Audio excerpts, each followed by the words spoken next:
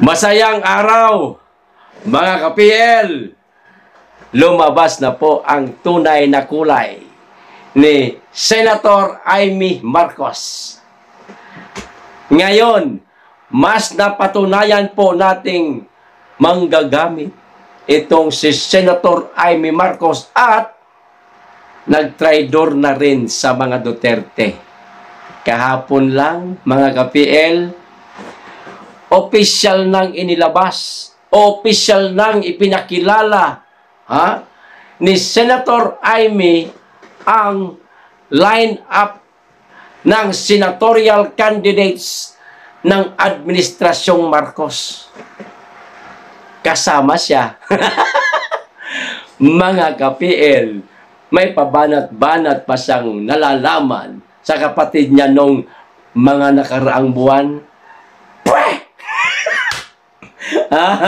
Yung pala, sa dulo, sila rin ang magkakasama. O ito po, mga ka-PL ang balita. Basahin ko po sa inyo para malaman po ninyo kung sino-sino itong mga pangalan na inilabas ni Traidor Amy Marcos. O ito, basahin ko na. O inilabas ni Senator Amy Marcos ang aniyay line-up ng senatorial candidates ng administrasyon ni President Bongbong Marcos sa 2025 election. Klaruhin ho natin. Sino ang naglabas? Ayan o. Balita. Senator Amy Marcos. Kaya pala ayaw niyang banatan si Ading. Dahil mamamangka din pala siya sa ilog ng kanyang ading, mga kababayan. Tandaan po ninyo, mga kaibigan kong DDS, ilaglag po natin itong aling ito. Malinaw na malinaw pa sa katanghaliang tapat na ginagamit niya lang ang mga Duterte, si Tatay Digong, si BP Sara, o kaya ayan na, luklok, sa makapangyarihang bangko ang kapatid niya. Maliwanag. Manggagamit itong aling ito, mga kababayan. Naisahan tayo ng pamilya Marcos, mga ka-PL. O ito pa. Kasunod ito ng unang pulong. Naku, nagkaroon pala ng pulong ng Alyansa para sa Bagong Pilipinas na kinabibilangan ng Partido ng Pangulo na Partido Federal ng Pilipinas o PFP, Nationalist People's Coalition o NPC, Nationalista Party o NP, at National Unity Party o NUP. Kabilang sa listahan sina, eto na mga kababayan, sina dating Senator Manny Pacquiao. Ayan.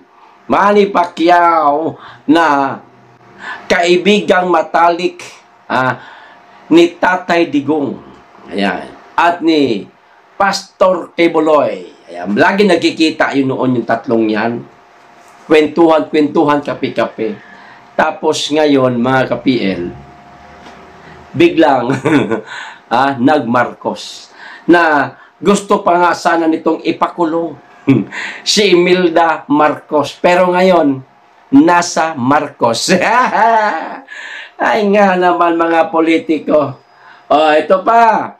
Interior Secretary Benhur Abalos at Senator Francis Tolentino ng PFP. O, si Benhur Abalos, mga kababayan, hindi po nakakapagtaka.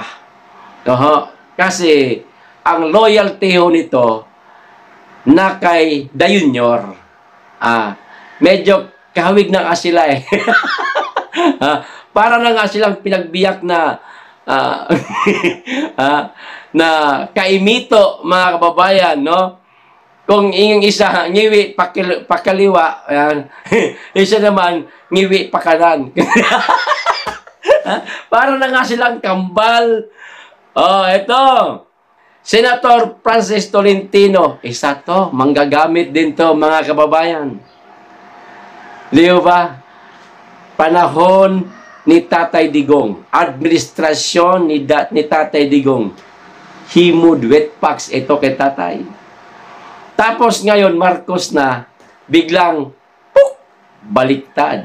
Ngayon, nasa Marcos na rin. Himud wetpacks na rin. Pag naging Pangulo si Inday Sara, mga ka-PL, biglang Inday Sara na naman ito. Ayan, tandaan po natin yung mga politiko na yan, ha? Oh, eto pa. Kasama rin sina Senator Bong Revilla at CIS Representative Erwin Tulfo ng Lakas CMD at Senator Pia Cayetano, Senator Marcos, ayun na si Aimee Marcos, mga ka-PL, at House Deputy Speaker Camille Villar sa ilalim ng NP. Itong mga taong nabanggit na ito, mga ka-PL, lalong-lalo na itong si Senator Marcos, ito ngayon ang tinaguriang manggagamit. Bakit? Katulad dito mga Cayetano. Nung administrasyon ni Tatay Digong, yung kapatid niyang si 10K, di ba? Halos ayaw nang humiwalay sa Tatay Digong. Kung nasaan yung matanda, naroon din siya. Kulang na nga lang eh. Tumabi siya sa pagtulog. Ganyan. Maka-Duterte di umano itong magkapatid na ito. Tapos ngayon nasaan? Marcos, mga ka-PL. Camille Villar, nako, mayaman na pamilya ho ito, mga kababayan. Pero, naghahangad pa rin ng kapangyarihan bilang senadora ng ating bansa. Ano kaya ang agenda itong aling ito? Eto pa, Erwin Tulfo, nako, mas lalo na ito. Mga Tulfo, mga ka-PL, laging ipinagmamayabang na sila di umano ay taga Davao Region. Ayan.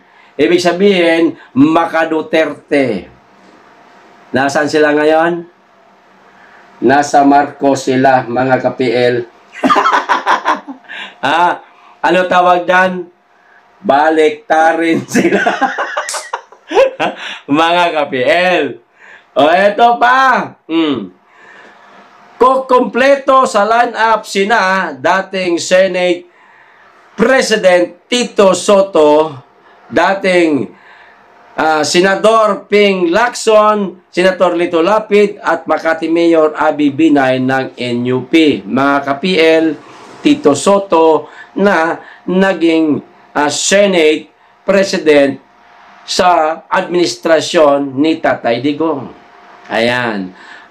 Ping Lacson na galit sa mga kurap, mga kababayan. Ayaw tumanggap ng pork barrel. Bumili ba ako sa kanya doon? Galit sa mga kurap. Galit sa mga waldas sa kaba ng bayan. Pero ngayon nasaan? Nasa Marcos. Tan tan tan. Di ba? Lito Lapid na tahimik lang sa Senado, mga ka-PL, pero laging nananalo. Ano pa bang batas na nagawa nito na pinakikinabangan ng ating bansa? Wala akong matatandaan. Kayo na lamang pong humusga sa mama na yan. Ito pa. Sa kabila nito, nilinaw ng PFP National President Reynaldo Tamayo Jr. na wala pang opisyal na line-up ang administrasyon. Tinatago nyo pa eh. Ayaw nyo pagtumbukin. Yan na yun. Bakit pa kailangan itago-tago? Lalabas din naman yan. Bihira naman, Ang nangyari po kagabi, kasi nagkaroon po ng mga kapil ng pagbi-meeting, na pinangungunahan po ni Tambalaslas. Pinangunahan niya yung meeting.